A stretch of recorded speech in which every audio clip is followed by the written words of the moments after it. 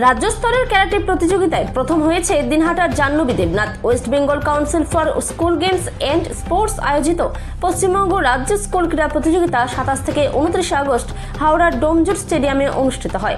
60 KG ওজন বালিকা বিভাগে ক্যারাটে প্রতিযোগিতায় জাহ্নবী দেবনাথ প্রথম স্থান লাভ করে জাতীয় স্তরের প্রতিযোগিতায় অংশগ্রহণের সুযোগ পেল। উত্তরবঙ্গ এক্সপ্রেসের দিনহাটা স্টেশনে নামার পর তাকে সংবর্ধনা জানানো হয়। দিনহাটার ভেটাগুড়ির ব্রহ্মাণীর চৌকি এলাকার মেয়ে জাহ্নবী দেবনাথ। তার পিতা নিখিল দেবনাথ একজন কৃষিজীবী। পঞ্চম শ্রেণী থেকেই জাহ্নবী ক্যারাটে প্রশিক্ষণ করে আসছে। মহকুমা স্তরের বিভিন্ন প্রতিযোগিতায় একাধিক পুরস্কার লাভ করেছে জাহ্নবী। বর্তমানে সে গোপালনগর হাই স্কুলের একাদশ শ্রেণীর ছাত্রী।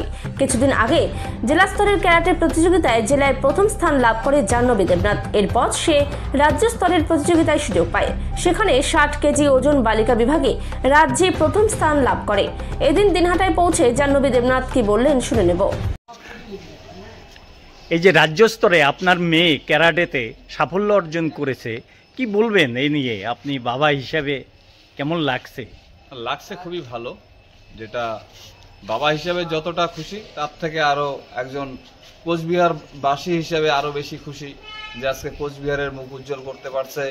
তার নিজের ঐকান্তিক প্রচেষ্টা, পরিশ্রম এবং কোচ লতিকা রায় সরকার মহাশয়ার পরিশ্রম এবং প্রশিক্ষণের গুণগত মান, সে সবটারই মান রাখতে পারছে। এবং সাথে এই যে অরিন্দম এও সেই খেলায় অংশগ্রহণ করছে, কোচবিহার জেলার প্রতিনিধিত্ব করছে, সে অসফল হয়েছে। এই জন্য আমিও তাকেও বলছি যে এখানে ভেঙে পড়ার কোনো কারণ নেই। এবার পাওনি, আগামীবার অবশ্যই পাবে।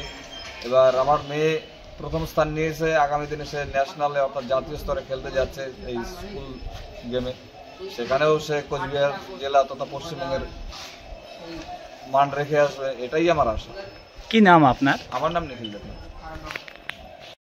হ্যাঁ, জাতীয় লেভেলেও খেলবে। যেহেতু স্টেটে ফার্স্ট হয়েছে, তো অবশ্যই জাতীয় লেভেলে খেলবে এবং আমরা আশাবাদী ও জাতীয় লেভেলেও ভালো ফল করে ফিরবে এবং তার ট্রেনিং আমরা অবশ্যই শুরু করব এখন থেকেই।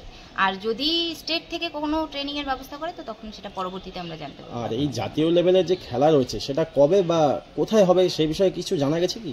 না, এখনো এরা এখান থেকে আজকেই ফিরলো, এখনো জানায়নি। সম্ভবত হয়তো পরে সবাইকে রিপোর্ট করবে যে কোথায় হচ্ছে বা কবে হচ্ছে।